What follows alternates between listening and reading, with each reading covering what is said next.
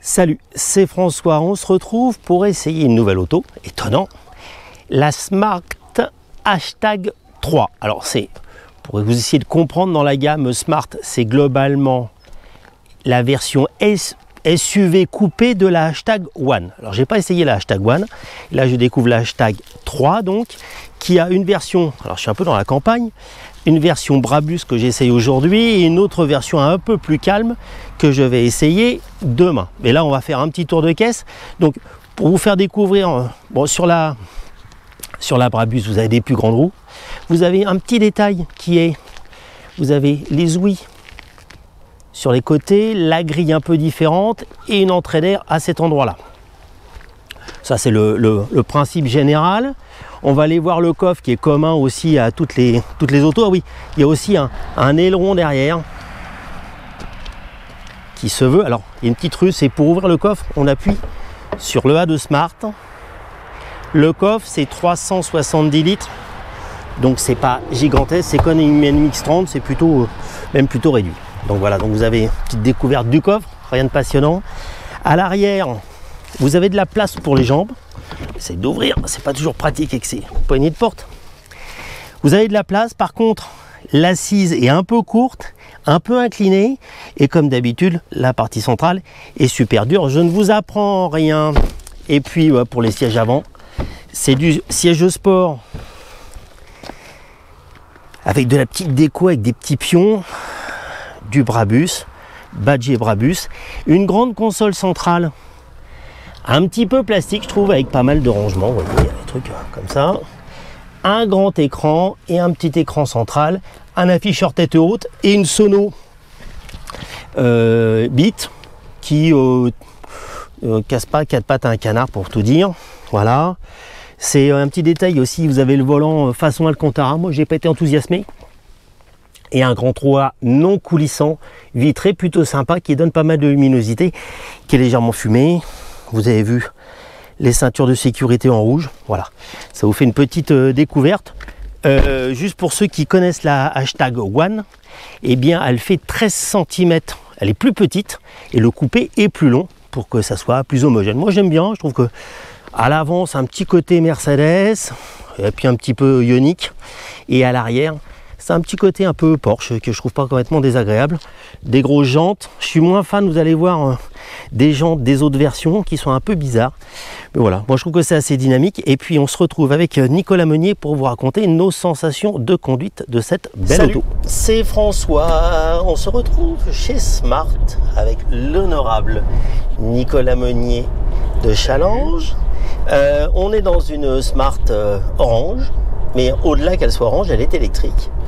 Et c'est une Brabus, je vous parlerai, je vous ferai un petit complément peut-être pour une autre version un peu moins extrême qui est la Premium, que j'essaierai demain. Donc c'est la Brabus, donc c'est beaucoup de puissance, 430 chevaux. C'est une électrique, une batterie de 66 kg brut, 61, 62 efficace, utile.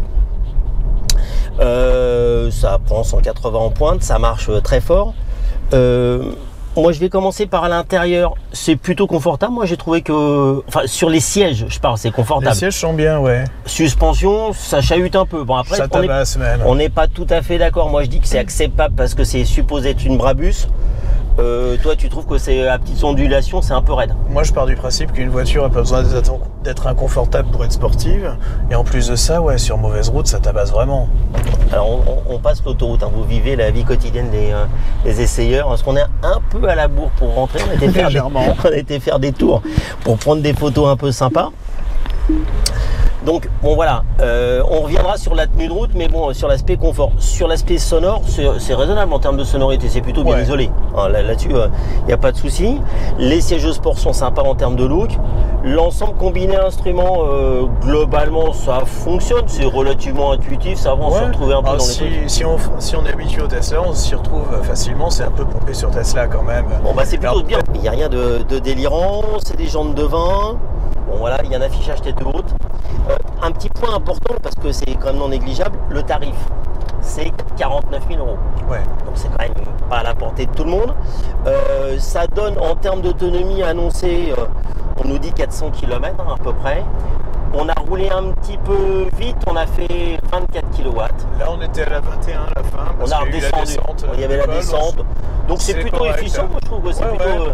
Alors, là, je viens de remettre à 0 on va voir ce que ça donne sur autoroute. Je pense qu'on va être aux alentours de 22-24 normalement.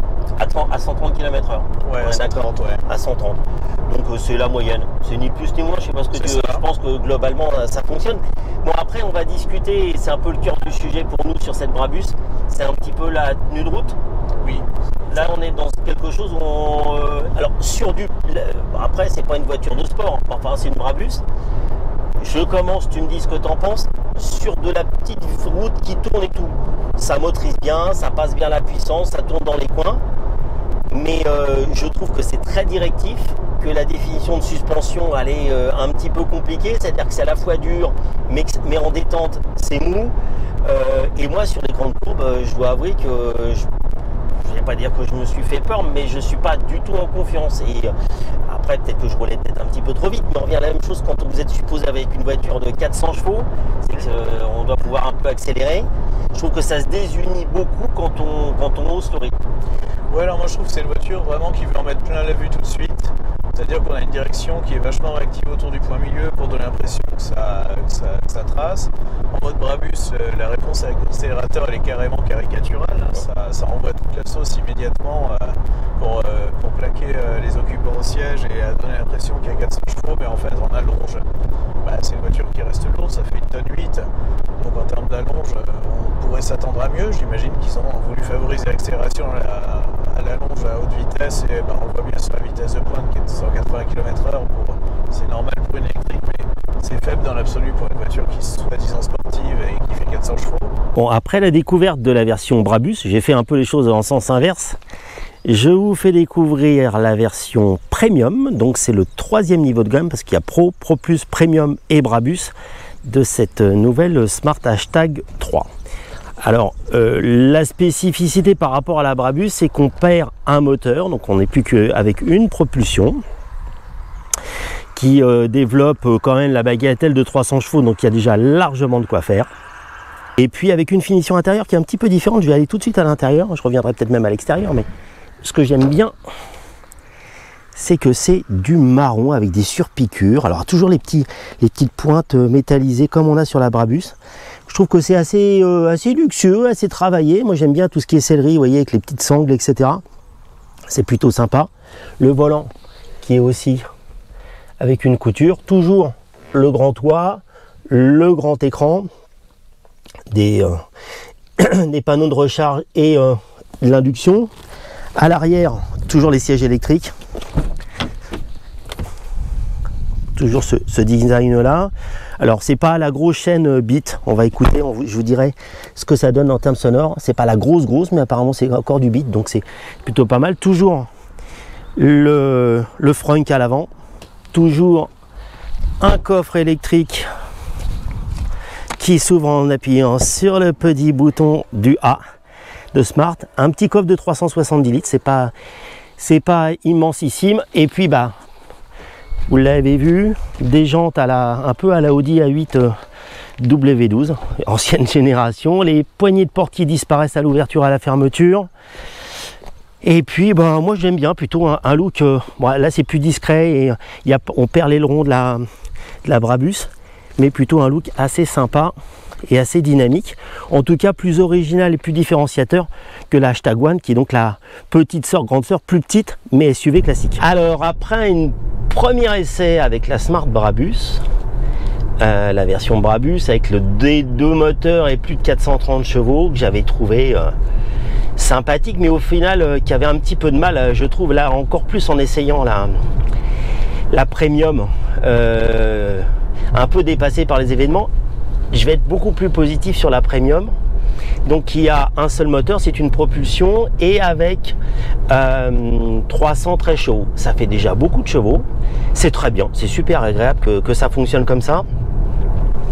Et la voiture, je la trouve beaucoup plus homogène parce que quand on la bouscule, elle finit par glisser, mais de façon beaucoup plus progressive, on sent le châssis beaucoup moins à la limite. Ça reste assez sportif, assez raide quand même. Je trouve que, enfin, moi j'aime bien, mais je suis pas sûr que ça plaira à tout le monde parce que ça reste, même sur des petits chocs, ça se coupe pas mal. C'est raide, ça passe bien du coup la puissance.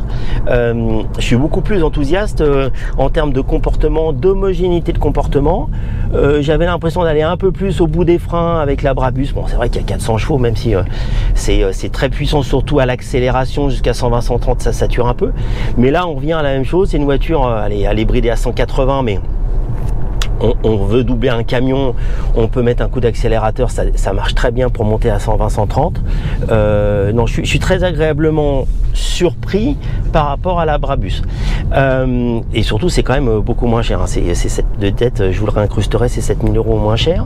La sellerie, moi, je trouve que c'est plutôt très confortable. Ça me plaît. Le grand toit, on garde le grand toit, pas ouvrant, mais le grand toit vitré sur la voiture, c'est assez sympa. Le grand écran qui est globalement très Tesla et qui fonctionne plutôt bien. Quoi vous dire d'autre? La voiture, moi je la trouve plutôt silencieuse. Après, toutes les électriques sont silencieuses, mais enfin plus ou moins, et celle-ci fait partie des autos très silencieuses. Fort dans le sinueux, j'arrive à parler en étant un peu concentré quand même. Le SP se met souvent en route quand même, parce que c'est, voilà, mais c'est pas castrateur, il n'y a pas de perte de motricité gigantesque. Ça veut dire aussi que par exemple sur le mouillé, a priori, ça devrait plutôt fonctionner correctement, c'est-à-dire que sur le sec, en tirant tout, ça fonctionne bien, donc sur le mouillé, ça ne sera pas catastrophique. Même sur les grandes courbes, ce que j'aimais pas trop sur la Brabus, avec une certaine instabilité, on le perd avec cette Premium. Et donc la Premium, elle a toujours le chargeur 150 kW en supercharge, donc ça c'est plutôt très bien, en pointe hein, bien sûr, donc on n'a pas la courbe de recharge, mais a priori, à peu près 30 minutes pour faire le 20-80, et il y a surtout un chargeur 22 kW qui est carrément sympa parce que il y a quand même beaucoup de chargeurs, parce qu'il y avait des Zoé en 22 kW qui délivrent en AC, donc en courant je dirais domestique, en petite charge, qui permet de recharger en 22 kW. Donc c'est pas mal parce que ça veut dire que la batterie fait 66 kW brut et 62 kW net. Ça permet de recharger en 3 heures avec du 22 kW qui est souvent disponible, même des fois gratuit, vous savez, sur les places de mairie et des choses comme ça.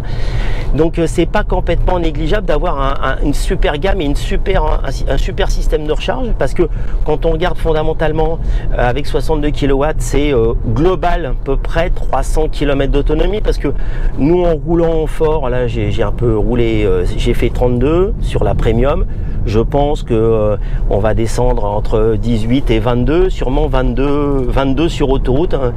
Mon ami Nicolas Meunier rentre avec une voiture, je lui demanderai combien il aura fait en consommation à 130 km/h, mais je pense qu'il ne faut pas s'attendre à beaucoup plus que 250 km d'autonomie. Donc ça veut dire que obligatoirement d'avoir un chargeur à 150 kg sur autoroute, c'est un vrai plus pour pouvoir envisager de se déplacer, parce que ça reste une petite batterie, 62 kW. Après ça dépend comment on voit les choses. Si on se dit c'est juste du dépannage, on est prêt un petit peu à attendre, ou si c'est un petit peu juste quand on voit un Scénic qui monte à 77 ou 80 kW. Donc voilà. Et puis pour revenir à l'extérieur, moi définitivement j'assume de dire que autant la Hashtag One, je trouve que c'est un peu une mode de beurre, un produit qui est pas très sexy, pas très différenciateur. Autant je trouve que celle-ci a un petit côté coupé et assez bas, c'est-à-dire que moi je suis pas très grand fan des faux SUV, là c'est juste ce qu'il faut, et on est plutôt bien assis, on a une bonne vision, c'est plutôt agréable, voilà. Et puis pour les assistants de conduite, pour le moment, je les ai pas trouvés pas plus dramatiques qu'ailleurs, dirons-nous, même si ça intervient des fois de façon un peu bizarre, mais c'est à peu près supportable et pas trop difficile. Vous voyez, il suffit que je le dise pour qu'il y a Queen, parce que je vais trop vite, mais c'est pas trop difficile à enlever et à suivre et à organiser, donc ça c'est plutôt pas mal. Et puis comme d'habitude aussi sur les marques un peu classiques et qui fonctionnent bien, parce que c'est 50%, Smart c'est encore 50% Mercedes et 50% de Geely, vous avez une interface sur votre téléphone portable qui vous permet de regarder la charge, réchauffer, pas préchauffer la batterie, mais réchauffer la voiture, et avoir un multi-utilisateur avec une clé digitale, ce qui vous permet par exemple de prêter la voiture à vos gosses sans vous soucier de où est la clé, qui a la clé, etc. Donc ça, c'est plutôt sympa et plutôt pratique. Donc voilà ce que je pourrais vous dire sur cette belle, en tout cas moi je trouve belle, auto Smart hashtag 3. Bon, c'était pas un au revoir complet, je voulais compléter 2-3 petites choses. Ça fait quand même plusieurs fois que j'ai le GPS qui plante. Bon, c'est quand même un tout petit peu problématique. Et puis un autre élément dont je voulais parler, c'est que qui est souvent sur des véhicules un peu d'origine ou destinés au marché chinois ou avec des fonctionnements, des fonctionnalités, une base technique chinoise, la climatisation elle est agressive, elle est forte, et même quand vous mettez au minimum, etc., ça vous envoie de l'air froid, et je dois vous avouer que ça fait partie des choses dont je suis pas tout à fait fan. J'ai attrapé un peu la crève avec ça. Bon, c'est peut-être que je suis une petite nature, mais ça fait partie des choses qui sont un peu pénibles. Et puis je voulais revenir sur les aides à la conduite. Ça couine, ça intervient, mais je trouve de façon raisonnable à partir du moment où on a tout enlevé. Mais bien sûr, dès qu'on remet tout, ça n'arrête pas, ça freinouille, ça bip, ça gueule, et ça va être très compliqué quand en juin on va pas pouvoir enlever les choses, même à chaque fois, parce que là on est obligé d'enlever tout à chaque fois qu'on monte dans la voiture, mais à l'avenir on va même pas pouvoir les enlever. Ça va être vraiment très désagréable. C'était ça mon petit complément. Voilà. Un petit moment de douceur avec Nat King Cole dans le signeux.